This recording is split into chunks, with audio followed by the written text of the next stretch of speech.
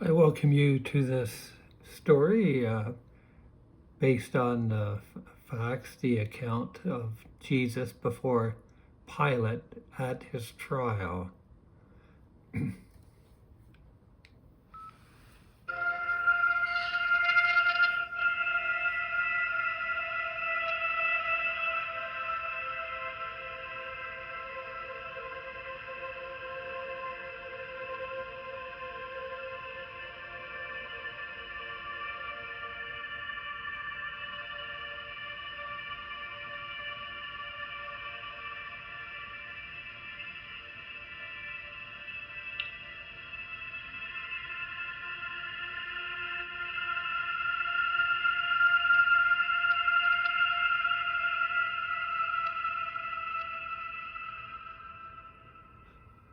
Pontius Pilate paced the stone floor of the Praetorium's inner chamber, the morning sun already baking the walls of Jerusalem. Jesus of Nazareth had been sent to Herod an hour earlier. Galilean jurisdiction, Pilate had decided a neat way to shift the burden. Now he waited, wine cup untouched, while his wife Claudia watched him from the cushioned bench. "You look as if the man is already dead," she said quietly. Pilate stopped. "I examined him myself, Claudia. I found no basis for any capital charge against him, none. He committed no crime under Roman law worthy of death. The accusation from those chief priests, blasphemy they call it, some nonsense about him claiming to be the Son of God. What does that have to do with Rome? It's their temple squabble, not sedition." She rose, drawing her shawl tighter. Then why are you letting them push you?"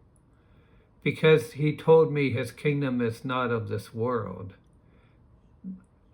He said it plainly. No ambition for armed rebellion, no challenge to Caesar. He showed no desire for earthly kingship at all. The man spoke like a philosopher, not a rebel. And I saw it in their eyes. The chief priests handed him over out of envy, not justice. Pure envy. They fear his crowds. Claudia stepped closer. "Let me tell you, last night I had a dream of him. A clear warning. Have nothing to do with that just man." I woke up shaking. You know how Roman officials fear divine signs or omens. Gods do not speak lightly through dreams, especially in a place like this. Pilate rubbed his temples. I know the dream you told me this morning. But the priests are already stirring the mob. They threaten me openly if I free him. They said I'm no friend of Caesar's. You understand what that means? One report to Rome about mishandling potential sedition, and I could be recalled or stripped of my post or worse. Tiberius does not forgive weakness. Then stand against them. Her voice rose sharp with urgency. You said yourself he broke no Roman law. His kingdom is not of this world. He poses no threat. They envy him, that's all. And now this dream? It's an omen, Pontius. Ignore it and you will invite disaster on our house. He turned to her, eyes flashing. You think I want his blood? I sent him to Herod to buy time. I declared him innocent twice already. But the festival is boiling. One riot in Rome will blame me. The priests know this. No friend of Caesar, they sneered. They know exactly where to strike. Claudia seized his arm. And if you crucify an innocent man to please them, what then? You will carry that forever. The dream was not vague. That just man, I felt it in my bones. Roman governors have lost everything over smaller omens. Do not let envy and threats blind you. You are the prefect. Act like it. A clatter of sandals echoed from the courtyard. A centurion entered, saluting, "Excellency, Herod has returned the prisoner. Mocked him, dressed him in a purple robe for sport, but found no guilt. He sends him back to you." Pilate's jaw tightened. Claudius gazed bored into him. "See," she whispered fiercely as the soldier withdrew. "Even Herod agrees. No crime, no rebellion, only their envy. And still you hesitate because of their threat? No friend of Caesar, as if it's pleasing a mob will save your career.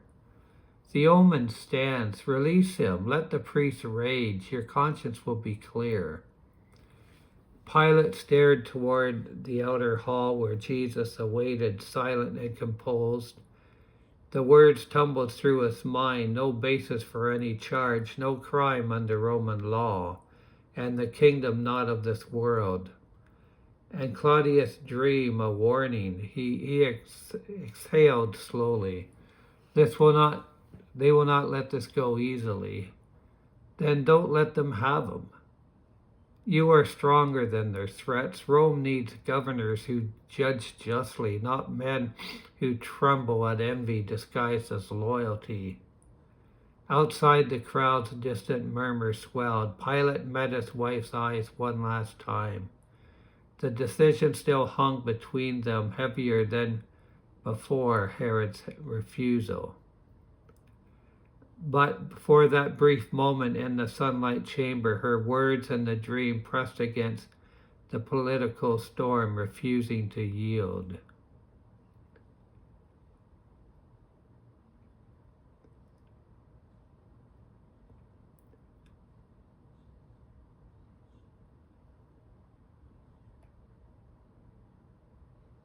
The mob surged forward. "Crucify him! Crucify him!" The chant rolled like thunder off the stones, and Pilate raised his hand for silence, but the sound only got louder. He felt the eyes of the centurions on him, waiting for the order that would keep order. Behind them, Jesus stood bound and silent, purple robe ridiculous against the blood from the earlier scourging. No fear in the man's face, only that same unnerving calm. Pilate's stomach twisted. "I am the prefect," he told himself. "I decide." But the words felt hollow. The threat from the priest, no friend of Caesar, hung over him like a drawn sword. One misstep and Rome would replace him with someone less scrupulous. Yet every fiber of his training, every instinct of the law he served, screamed that this was wrong, innocence. He turned once more toward Claudia.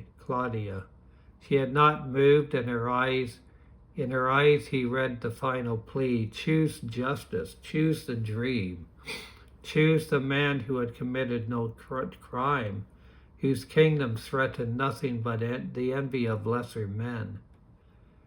Pilate drew a long breath that tasted of dust and fear. The crowd's roar pressed against his ears. Finally, he made his decision. Crucify him. Crucify him. And Jesus went to the cross.